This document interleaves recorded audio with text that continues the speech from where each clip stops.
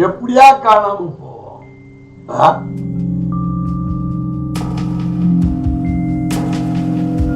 Online தான் எல்லாம். ட்விட்டர்ல அறிக்கை, வாட்ஸ்அப்ல அறிக்கை, மெயில்ல அறிக்கை.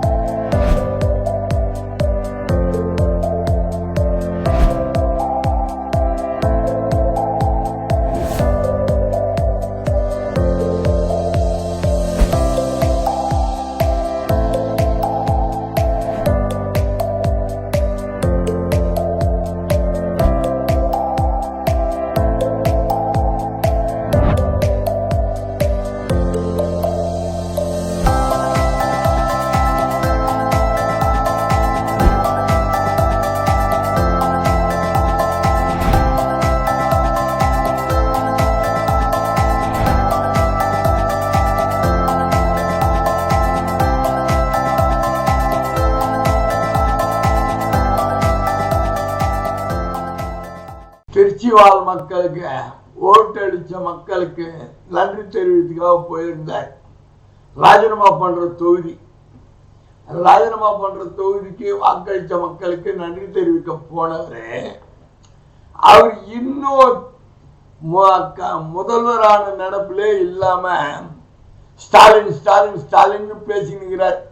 அவர் நன்றி தெரிவிக்க போனா கட்சி பிரச்சாரம் மாதிரி பேசுறார். ஒரு முதலமைச்சர்ன்ற ஒரு நினைப்பே இல்லாம பேசிக்கிட்டு இருக்கார். கூட இன்னைக்கும் அவர் முதலமைச்சருக்கு போலீஸ் போர்ஸ் எல்லாம் இன்னைக்கு நிறைய இருக்கு. ஏகப்பட்ட படைங்க அவருக்கு, ஜெட் பிரிவு, அந்த பிரிவு, இந்த பிரிவு, கருப்பு பூனை எல்லா படையும் அவர் பாதுகாப்பு கொடுக்குது. ஆனா தமிழ்நாட்டு போலீஸை நம்பாம அவர் இன்னைக்கும் அவருடைய பாதுகாப்பு படையை சேர்ந்த பவுன்சர்ஸ் தான் கூடவே இருக்கிறாங்க. அவருக்கே தமிழ்நாட்டு போலீஸ் பேர்ல நம்பிக்கை இல்லை. முதலமைச்சருக்கே தமிழ்நாடு போலீஸ் பேர்ல நம்பிக்கை இல்லை. நம்பிக்கை இருந்தா ஏன் இன்னும் பவுன்சர்ஸ் வச்சுன்னு இருக்கீங்க? உன் பாதுகாப்புக்கு எதுக்கு பாதுகாப்பு? அவங்க தமிழ்நாடு போலீஸ ஓரம் கட்டி அவங்க முன்னாடி நிற்கிறாங்க. அவருக்கு முன்னாடி அவங்க தான் முன்னாடி நிற்கிறாங்க. என்ன அர்த்தம்? பவுன்சர்ஸ் எப்படி? இதெல்லாம் ஒரு முதல்வருக்கு அட்வைஸ் பண்ண தேவையில்லையா?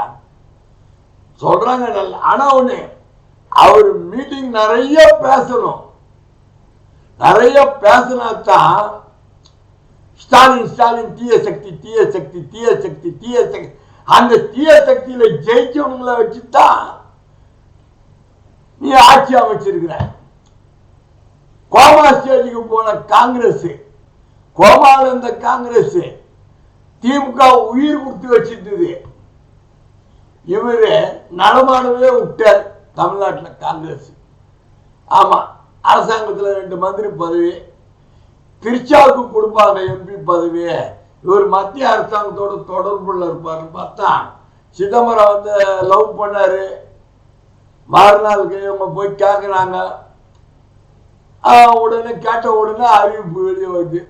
ஒரு 2-3 மணி நேரத்தில் அறிவிப்பு வெளியே வருது. காங்கிரஸ் கூட்டாச்சு.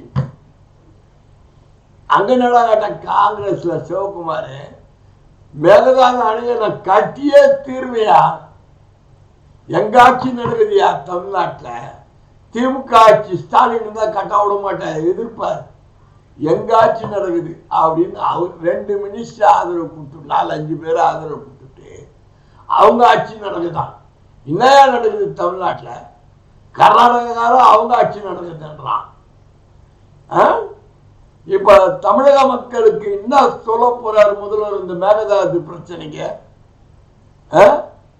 மக்கள் ஜல்லிக்கட்டு மாதிரி பப்ளிக் வார் ஸ்டார்ட் ஆயிடும். கட்ட ஆரம்பிச்சா விவசாயிகளுக்கு லோன் தரேன்னு சொல்லிட்டு தராம விட்டாச்சு.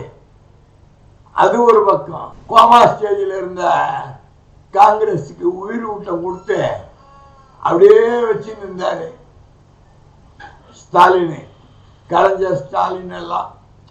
இவர் வந்தாரு, ரோபா மாதிரி நடக்க விட்டார். 2 மந்திரி 2 மீதி இருக்கிற 3 காங்கிரஸ்காரருக்கு ஏதோ வாரியம் கொடுக்க போறாங்க போட்டிருக்கேன் விட்டேன். அதோட விட்டாரா?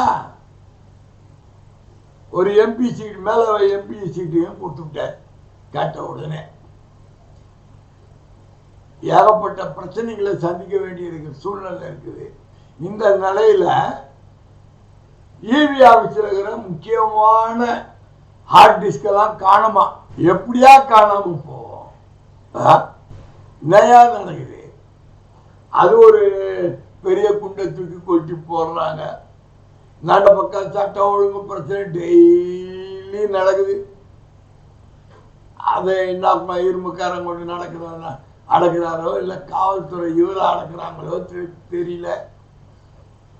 அம்மா விஜய் எல்லா எதிர்கட்சியும் கண்டனங்களை தெரிவிக்க ஆரம்பிச்சிட்டாங்க. ஃபைனான்ஸுக்கு தான் 6 மாதம் கால அவகாசம். சட்ட ஒழுங்கு பிரச்சனை, மேகதாது பிரச்சனை, இதுக்கெல்லாம் டைம் கிடையாது. சீக்கிரமாக எதிர்கட்சிகள் கண்டனங்களை தெரிவிச்சுக்கிட்டு தான் இருப்பாங்கன்னு சொல்லி ராஜா எம்பி இன்னைக்கு தெரிவிச்சிட்டார். இவர் போடுற ஒவ்வொரு கவுண்டருக்கும் இப்போ கவுண்டர் பத்திரிகையாளர்களையே சந்திக்க மாட்டேங்கிறார். அது மேடையில் பேசிட்டு வந்தார்.